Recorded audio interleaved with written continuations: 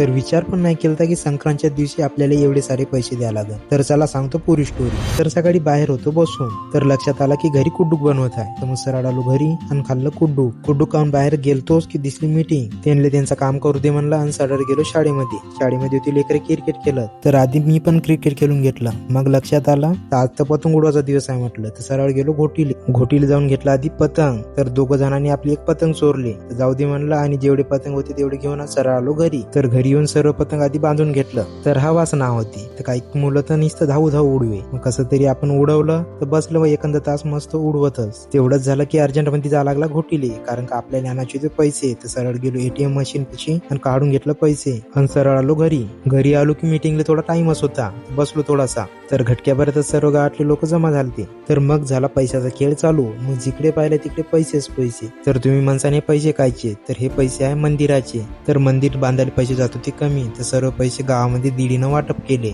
तर तेच पैसे आज जमा करत आहे. पण बायाची मीटिंग पण त्याचीच होती. मग तेवढाच झालं की आलो घराकडे. तर आजच्या व्हिडिओ मध्ये बस एवढंच. व्हिडिओ आला असेल तर नक्की लाईक करा आणि अशा व्हिडिओसाठी फॉलो पण करून घ्या.